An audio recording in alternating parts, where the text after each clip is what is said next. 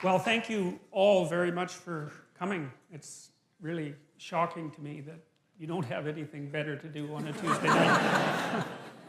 No, seriously though, it is. I mean, you know, it's very strange in some sense that there's so many of you here to listen to a sequence of lectures on the psychological significance of the biblical stories. It isn't something I've wanted to do for a long time, but it still does surprise me that there's a ready audience for it. And well, so that's good. So we'll see how it goes. And I'll start with this, because this is the right question. The right question is, why bother doing this? And I don't mean, why should I bother doing it? I have my own reasons for doing it, but you might think, well, why bother with this strange old book at all? And that's a good question, you know. It's a contradictory document that's been cobbled together over thousands of years. It's outlasted kingdoms, many, many kingdoms. You know, it's really interesting that it turns out that a book is more durable than stone. It's more durable than a castle. It's more durable than an empire.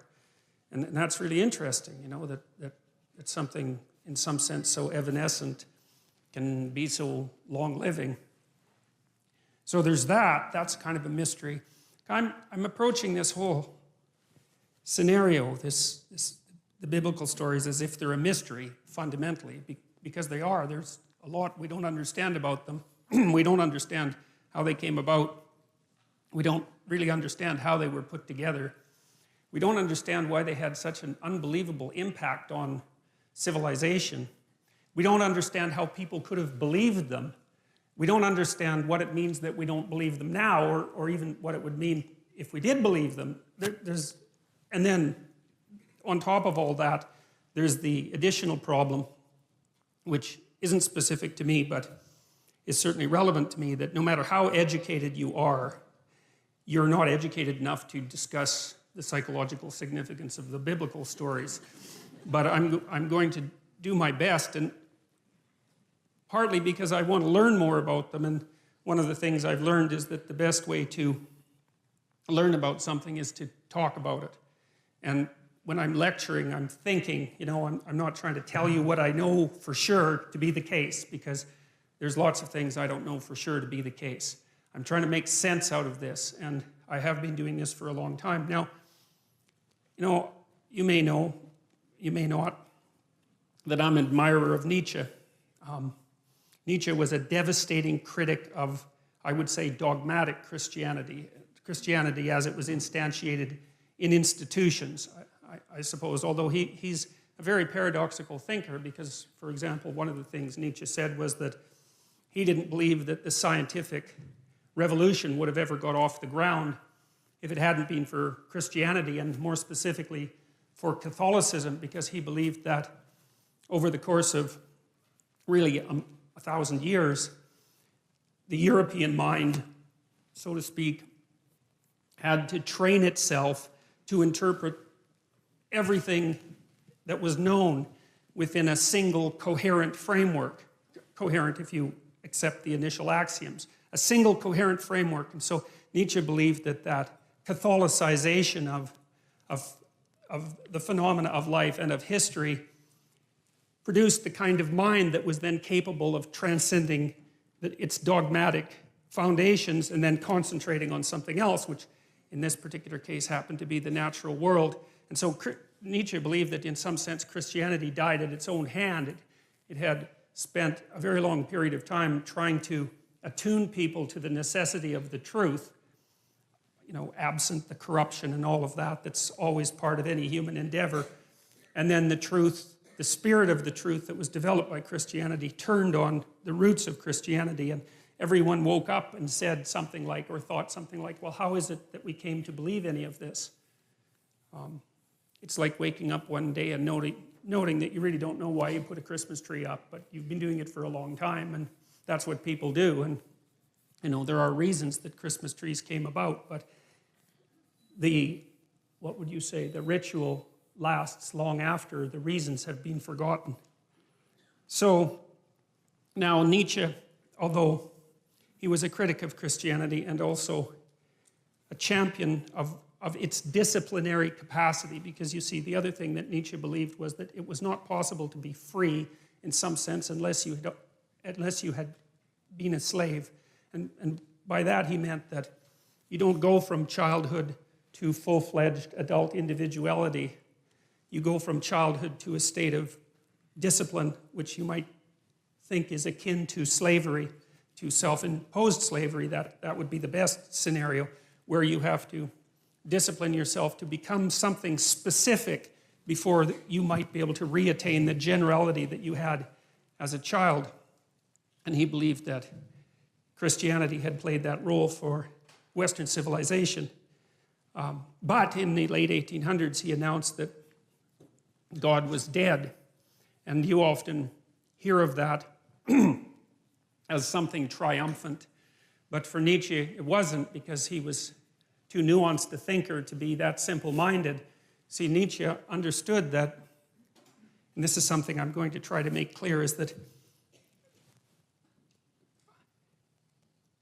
there's a very large amount that we don't know about the structure of experience, that we don't know about reality, and we have our articulated representations of the world, and then you could think of outside of that, there are things we know absolutely nothing about, and there's a buffer between them, and those are things we sort of know something about, and we don't know them in an articulated way. Here's an example. You know, sometimes you're arguing with someone close to you, and they're in a bad mood, you know, and they're being touchy and unreasonable, and you keep the conversation up, and maybe all of a sudden they get angry, or maybe they cry, and then when they cry, they figure out what they're angry about, and it has nothing to do with you, even though you might have been what precipitated the argument, you know. And that's an interesting phenomenon as far as I'm concerned, because it means that people can know things at one level without being able to speak what they know at another. And so in some sense, the thoughts rise up from the body, and they do that in moods, and they do that in images, and they do that in actions. And we have all sorts of ways that we understand before we understand in a fully articulated manner. And so we have this articulated space that we can all discuss, and then outside of that we have something that's more akin to a dream that we're embedded in, and it's an emotional dream that we're embedded in, and that's based at least in part on our actions, and I'll describe that later. And then outside of that is what we don't know anything about at all. And in that dream, that's where the mystics live, and that's where the artists live, and they're the mediators between the absolute unknown and the things we know for sure. And you see, what that means in some sense is what we know is established on a form of knowledge that we don't really understand, and that if those two things are out of sync, so you might say if our articulated knowledge is out of sync with our dream, then we become dissociated internally. We think things we don't act out, and we act out things we don't dream, and that produces a kind of sickness of the spirit, and that sickness of the spirit, its cure is something like an integrated system of belief and representation. And then people turn to things like ideologies, which I regard as parasites on an underlying religious substructure, to try to organize their thinking, and then that's a catastrophe. And that's what Nietzsche foresaw. You see, he knew that when we knocked the slats out of the base of Western civilization by destroying this representation, this God ideal, let's say, that we would destabilize and move back and forth violently between nihilism, let's say, and the extremes of ideology. He was particularly concerned about radical left ideology, you know, and believed and predicted this in the late 1800s, which is really an absolute intellectual tour de force of staggering magnitude. Predicted that in the 20th century that hundreds of millions of people would die because of the replacement of these underlying dreamlike structures with this rational but deeply incorrect representation of the world. And, you know, we've been oscillating back and forth between left and right in some sense ever since, and, you know, with some good sprinkling of nihilism in there and despair. And in some sense, that's the situation of the modern Western person, and increasingly of people in general. You know, I think part of the reason that Islam has its backup with regards to the West to such a degree, I mean, there's many reasons, and not all of them are valid, that's for sure, but one of the reasons is that, you know, they being still grounded in a dream, let's say, they can see that the rootless questioning mind of the West poses a tremendous danger to the integrity of their culture.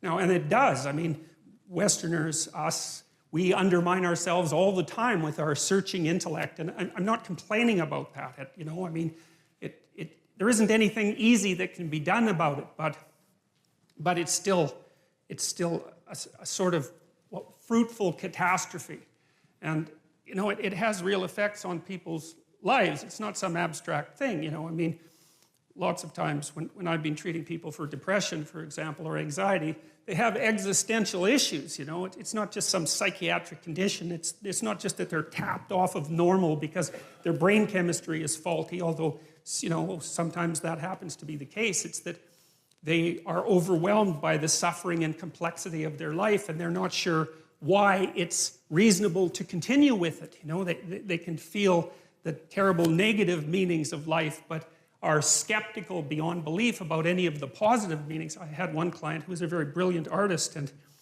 as long as he didn't think, he was fine, you know, because he'd go and create, and he was really good at being an artist. He just, you know, he had that personality that was continually creative and quite brilliant, although he was self-denigrating. But as soon as he started to think about what he was doing, then, you know, it's like a drill or a saw or something like that. He'd saw the branch off that he was sitting on, because he'd start to criticize what he was doing, even the utility of it, even though it was sort of self-evidently useful. And then it would be very, very hard for him to even motivate himself to create.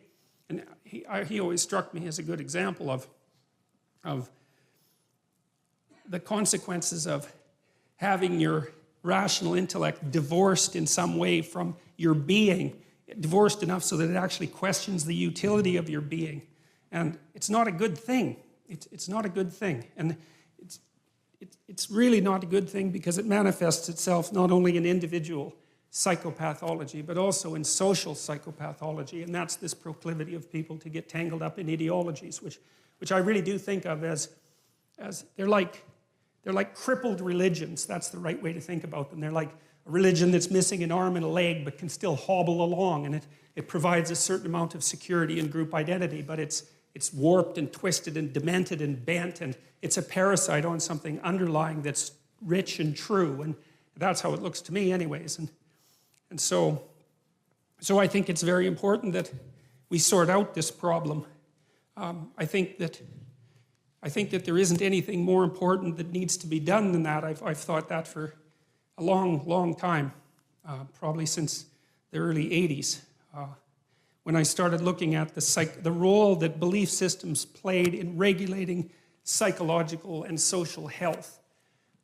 Because you can tell that they do that because of how upset people get if you challenge their belief systems. It's like, why the hell do they care exactly? What difference does it make if all of your ideological axioms are 100% correct? Like, people get unbelievably upset when you poke them in the axioms, so to speak. And it is not by any stretch of the imagination obvious why, you know. But it's like there's a fundamental truth that they're standing on. It's like they're on a raft in the middle of the ocean, and you're starting to pull out the logs, you know, and they're afraid they're going to fall in and drown. It's like, drown in what? And what are the logs protecting them from? And why are they so afraid to move beyond the confines of the ideological system? And these are not obvious things. So I've been trying to puzzle that out for a very long time, and I've done some lectures about that are on YouTube. Most of you know that. And some of what I'm going to talk about in this series you'll have heard if you've listened to the YouTube videos. But, you know, I'm trying to hit it from different angles. And so Nietzsche's idea was that human beings were going to have to create their own values, essentially. Now, he understood that we had bodies and that we had motivations and emotions. Like, he was a romantic thinker in some sense, but way ahead of his time, because he knew that our capacity to think wasn't some free-floating soul, but was embedded in our physiology, constrained by our emotions, shaped by our motivations, shaped by our body. He understood that, but he still believed that the only possible way out of the problem would be for human beings themselves to become something akin to God and to create their own values. And he thought that he talked about the person who could create their own values as the overman or the superman, and that was one of the parts of Nietzschean philosophy that the Nazis, I would say, took out of context and used to fuel their, superior man ideology. So, and we know what happened with that. That didn't seem to turn out very well, that's for sure. And see, I also spent a lot of time reading Carl Jung, and it was through Jung and also Jean Piaget, who's a developmental psychologist, that I started to understand that our articulated systems of thought are embedded in something like a dream, and that dream is informed in a complex way by the way we act. So, we act out things we don't understand all the time. And if that wasn't the case, then we wouldn't need a psychology or a sociology or an anthropology or any of that, because we would be completely transparent to ourselves. And we're clearly not. So we're much more complicated than we understand, which means that the way that we behave contains way more information than we know. And part of the dream that surrounds our articulated knowledge has been extracted as a consequence of us watching each other behave and telling stories about it for thousands and thousands and thousands of years, extracting out patterns of behavior that characterize humanity and trying to represent them partly through imitation, but also through drama and mythology and literature and art and all of that to represent what we're like so that we can understand what we're like. And that process of understanding is what I see unfolding, at least in part, in the biblical stories. And it's halting and partial and awkward and contradictory and all of that, which is one of the things that makes the book so complex. But I see in it the struggle of humanity to rise above its animal forebears, say, and to become conscious of what it means to be human. And that's a very difficult thing because we don't know who we are, what we are, where we came from, or any of those things. And, the life is an unbroken chain going back 3.5 billion years. It's an absolutely unbelievable thing. Every single one of your ancestors reproduced successfully for 3.5 billion years. It's absolutely unbelievable. We rose out of the dirt and the muck, and here we are, conscious but not knowing, and we're trying to figure out who we are. And a story that we've been telling, or a set of stories that we've been telling for 3,000 years seems to me to have something to offer. And so when I look at the stories in the Bible, I do it, I would say, in some sense, with a beginner's mind. It's a mystery, this book, how the hell it was made, why we preserved it, how it happened to motivate an entire culture for 2,000 years and to transform the world. Like, what's going on? How did that happen? It's by no means obvious. And one of the things that bothers me about casual critics of religion is that they don't take the phenomena seriously. And it's a serious phenomena. I mean, not least because people have the capacity for religious experience and no one knows why that is. And I mean, you can induce it reliably in all sorts of different ways. You can do it with brain stimulation. You can certainly do it with drugs. There's especially the psychedelic variety. They produce intimations of the divine extraordinarily regularly. People have been using drugs like that for God only knows how long, 50,000 years, maybe more than that, to produce some sort of intimate union with the divine. It's like, we don't understand any of that when we discovered the psychedelics in the late 60s. It shocked everybody so badly that they were instantly made illegal and abandoned in terms of research for like 50 years. And it's no wonder, because who the hell expected that? Nobody. Now Jung was a student of Nietzsche's, you see, and he was also, I would say, a very astute critic of Nietzsche. He was educated by Freud. And Freud, I suppose, in some sense, started to collate the information that we had pertaining to the notion that people lived inside a dream. It was Freud who really popularized the idea of the unconscious mind. And we take this for granted to such a degree today that we don't understand how revolutionary the idea was. Like what's happened with Freud is that we've taken all the marrow out of his bones, so to speak, and left the husk behind. And now when we think about Freud, we just think about the husk because that's everything that's been discarded. But so much of what he discovered is part of our popular conception now, including the idea that your perceptions and your actions and your thoughts are all, what would you say, informed and shaped by unconscious motivations that are not part of your voluntary control. And that's a very, very strange thing. It's one of the most unsettling things about the psychoanalytic theories, because the psychoanalytic theories are something like, you're a loose collection of living sub-personalities, each with its own set of motivations, perceptions and emotions and rationales, all of that. And you have limited control over that. So you're like a plurality of internal personalities that's loosely linked into a unity. You know that because you can't control yourself very well, which is one of Jung's objections to Nietzsche's idea that we could create our own values. So Jung didn't believe that, especially not after interacting with Freud, because he saw that human beings were affected by things that were deeply, deeply affected by things that were beyond their conscious control. And no one really knows how to conceptualize those things. You know, the cognitive psychologists think about them in some sense as computational machines. And the ancient people, I think, thought of them as gods, although it's more complex than that. Like rage would be a god. Mars, the god of rage, that's the thing that possesses you when you're angry. You know, it has a viewpoint and it says what it wants to say, and that might have very little to do with what you want to say when you're being sensible. And it doesn't just inhabit you, it inhabits everyone, and it lives forever, and it even inhabits animals. And so it's this transcendent psychological entity that inhabits the body politic like a thought inhabits the brain. That's one way of thinking about it. It's a very strange way of thinking, but it certainly has its merits. And those things, well, in some sense, those are deities, although it's not that simple. And so Jung got very interested in dreams and started to understand the relationship between dreams and myths, because he would see in his clients' dreams echoes of stories that he knew because he was deeply read in mythology.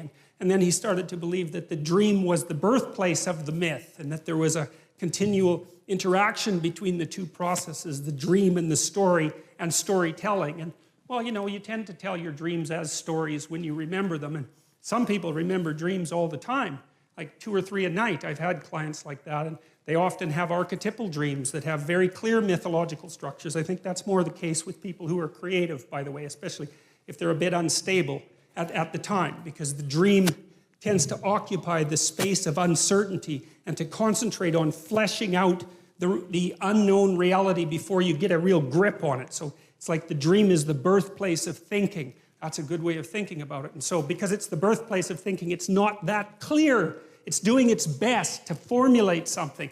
That was Jung's notion, as opposed to Freud, who believed that there were sensors, internal sensors, that were hiding the dream's true message. That's not what Jung believed. He believed the dream was doing its best to express a reality that was still outside of fully articulated conscious comprehension. It was, because you think, look, a thought appears in your head, right? That's obvious. Bang, it's nothing you ever ask about. But what the hell does that mean? A thought appears in your head. What kind of ridiculous explanation is that? You know, it just doesn't help with anything. Where does it come from? Well, nowhere. It just appears in my head. Okay, well, that's not a very sophisticated explanation, as it turns out, you know? And so you might think that those thoughts that you think, well, where do they come from? Well, they're often someone else's thoughts, right? Someone long dead, that might be part of it, just like the words you use to think are utterances of people who've been long dead. And so you're informed by the spirit of your ancestors. That's one way of looking at it. And your motivations speak to you, and your emotions speak to you, and your body speaks to you. And it all does all that, at least in part, through the dream. And the dream is the birthplace of the fully articulated idea. They don't just come from nowhere fully fledged, right? They have a developmental origin, and God only knows how lengthy that origin is. Even to say something like, I am conscious, you know, that's taken... Chimpanzees don't say that. You know, it's been 7 million years since we broke from chimpanzees, something like that, from the common ancestor. You know, they have no articulated knowledge at all. They have very little self-representation in some sense, and very little self-consciousness. And that's not the case with us at all. And we had to painstakingly figure all of this out during that, you know, 7 million year voyage. And I think some of that's represented and captured in some sense in these ancient stories, which I believe were part of, especially the oldest stories in Genesis, which is the stories we're going to start with, that some of the archaic nature of the human being is encapsulated in those stories, and it's very, very instructive as far as I can tell. I can give you just a quick example. You know, there's an idea of sacrifice in the Old Testament, And it's pretty barbaric, you know. I mean, the story of Abraham and Isaac is a good example of that, because Abraham is called on to actually sacrifice his own son, which doesn't really seem like something that a reasonable God would ask you to do, right? And the God in the Old Testament is frequently cruel and arbitrary and demanding and paradoxical, and which is one of the things that really gives the book life, because it wasn't edited by a committee, you know, a committee that was concerned with not offending anyone, that's for sure. So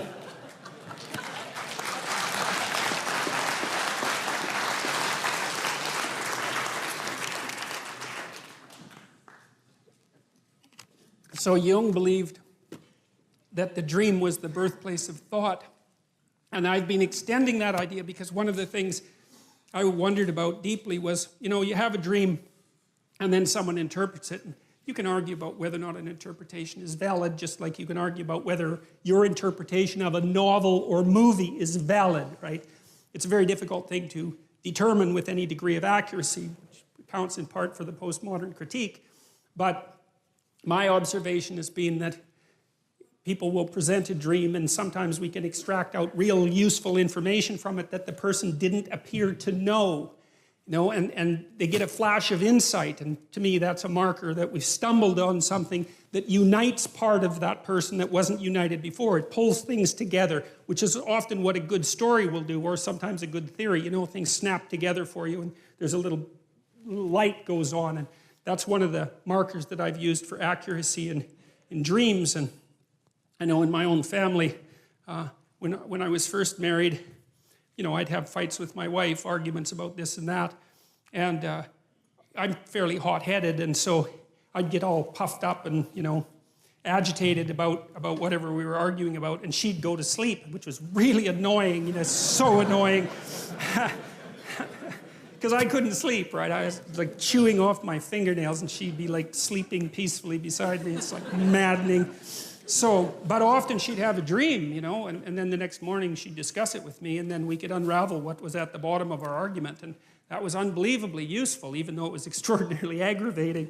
So, you know, I was convinced by Jung. It looked to me like his ideas about the relationship between dreams and mythology and drama and literature made sense to me, and the relationship between that and art. I know this native carver, he's a Kwakwaka'wakw guy. He's carved a bunch of wooden sculptures, totem poles, and masks that I have in my house. And he's a very interesting person, not literate, not particularly literate, and really still steeped in this ancient 13,000-year-old tradition. He's an original language speaker. And the fact that he isn't literate has sort of left him with the mind of someone who's pre-literate. And pre-literate people aren't stupid, they're just not literate, so their brains are organized differently in many ways. And I've asked him about his intuition for his carvings, and he's told me that he dreams, like you've seen the Haida masks, you know what they look like. Well, his people are closely related to the Haida, so it's the same kind of style. He said he dreams in those animals and can remember his dreams, and he also talks to his grandparents who taught him how to carve in his dreams. Quite often, if he runs into a problem with carving, his grandparents will come and he'll talk to them. But he sees the creatures that he's going to carve living in an animated sense in his imagination. And I mean, it's not that difficult. First of all, I have no reason to disbelieve him. He's a very, very straightforward person, and he doesn't have the motivation or the guile, I would say, in some sense, to invent a story like that. There's just no reason he would possibly do it. I don't think he's told that many people about it. He thinks it's kind of crazy, you know. He said when he was a kid, he thought he was insane because he'd had those dreams all the time about these creatures and so forth. And so it wasn't something he was trumpeting.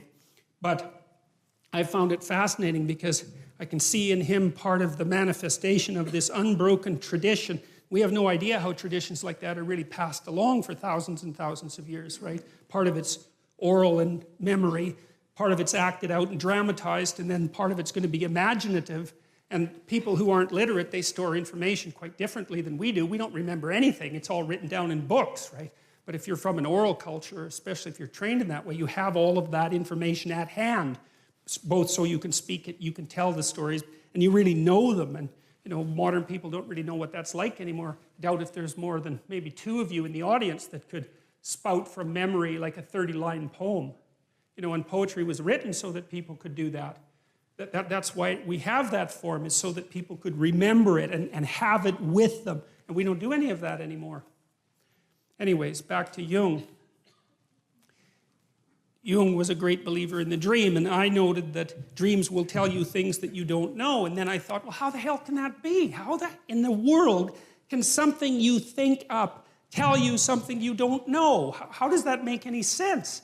First of all, why don't you understand it? Why does it have to come forth in the form of the dream? It's like there's something going on inside you that you don't control, right? The dream happens to you just like life happens to you. I mean, there is the odd lucid dreamer who can, you know, apply a certain amount of conscious control, but most of the time you're laying there asleep and this crazy complicated world manifests itself inside you, and you don't know how. You can't do it when you're awake, and you don't know what it means. It's like, what the hell's going on? And that's one of the things that's so damn frightening about the psychoanalysts, because you get this both from Freud and Jung, you really start to understand that there are things inside you that are happening that control you instead of the other way around. You know, there's a bit of reciprocal control, but there's manifestations of spirits, so to speak, inside you that determine the manner in which you walk through life.